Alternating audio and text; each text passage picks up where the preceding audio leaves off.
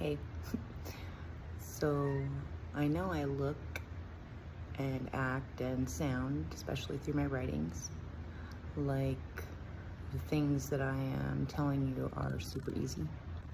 And this morning I made a video explaining how hard it is to, just even accept who you are once you realize what's left when you remove all of the illusory trauma bonds that you keep creating in order to know yourself better. But this shit ain't easy, guys. A lot of crying, a lot of real emotions that have been stored, and authentic moments of being real with how life broke us down and made us give up hope at times. Even my hope given up isn't really hope given up. So I've never been to a hopeless place, and if I touched it for a split second, I had a mother that committed suicide. I know what happens when you let these thoughts take over and you don't do the work to clean up the mess that you've made in this lifetime that is attached to all other lifetimes. As you work through just the crap that you've created in this life and the wounds that you carry, you might have figured out some way to, do all these right things to heal your body. But the thing is there's heart wounds that are in there. And if you haven't purged and you've got yourself busy doing this, that, and the other thing, then you can almost guarantee that you have something stored. And you know that for a fact based on what you create in your existence. People can, take shortcuts around or distract themselves so they don't have to deal with it. But that's a busy, mundane life, and sooner or later that truth is going to open your heart open, and you're going to have to feel it. And that's what opens the pathway for newfound information. Fractal implosion is all it's about. Like every time you put something together and you realize the sunshine in the shitstorm, you literally implode fractals and create lines in your Merkaba, whatever you want to call it. I don't do anything weird. I don't try to astral travel. Shit, I don't even remember my dreams, and probably for a reason, but I'm pretty sure I wake up with the wisdom, and it's assured because every day I wake up with more stuff in there, more connections that are just in front of me that I'm tapped in enough to observe, because I think I dwell even higher than the fifth dimension, quite honestly. I'm just being nice, but it can get pretty hard to function in this place when you're not staying busy doing stuff. And I refuse to stay busy doing stuff and not be completely observant to what's going on around me and that I'm manifesting in one way or another.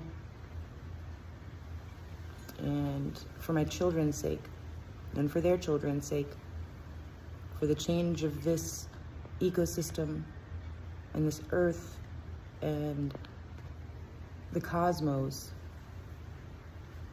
I want to leave a good ripple. I don't want to avoid the work and leave it for somebody else to do because the pain was just too great for me to be willing to feel and process and find the gold inside. That's true alchemy. You can't take shortcuts. You have to work through the bullshit. It's always there. And if you're not going to deal with it, the next generation has to. I know this. I am dealing with 4 generations here of hate and rage and abandonment and rejection and sexual abuse and you name it. I've experienced every massive trauma that a person can think of. And I was so real deal about doing this work for my kids so that they wouldn't have to process this kind of stuff. And I understood that I could help clear the path for them just a little bit. In the beginning, I thought it was like something I could do rather than going with the triggers as they appear, showing me what I have stored. I literally wrote a list of like 40 huge traumatic events that I could remember from my lifetime here. And I sat with each and every one of them. I actually went to a little campground. I sat and I looked through each one. I saw what it brought up within me, and I needed to see if I had processed it from a healthy place and if it felt like I was still storing stuff there.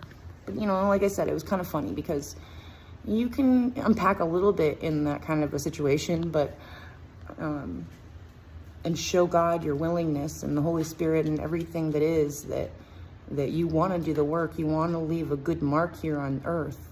And it has very little to do with an actual footprint, because the footprint that our children are walking after we leave this earth are what matters. And they're only able to walk light as a feather if we're willing to do the hard work of clearing out all the distortions that are in the way, that have us doing things that break souls in pieces and fragment them to pieces. You know, like, we can continue to fragment ourselves, but how is wholeness or oneness ever going to be known if we keep just trying to take shortcuts instead of being willing to be the warrior that feels the ripples that they've created and left behind, and to do something about correcting them and making the data shareable? Because otherwise they're leaving unshareable data here on the earth that has been asking you to deal with it. It wasn't just asking you to sit your butt on the earth just to ground yourself. It was asking you to sit there so you can go into the underworld and flow with the undercurrent of what has been created through your actions and through the ripples of them. You know, because you do something mean to somebody, they do something mean to somebody else. Because of that, you know, it's like a butterfly effect. It's a ripple effect, if you will, and it affects the fabric of time, whatever that might be. Seriously, we got to get really freaking accountable, and we really have to feel the effect that we're having on the world around us, because that's what matters. What you have, how big you feel, how strong and powerful you feel, and in a majority of the moments doesn't matter. If there is something that sneaks in every once in a while, you best believe that it is creating a veil that is covering you from a truth that you have every right to know. Be willing to feel.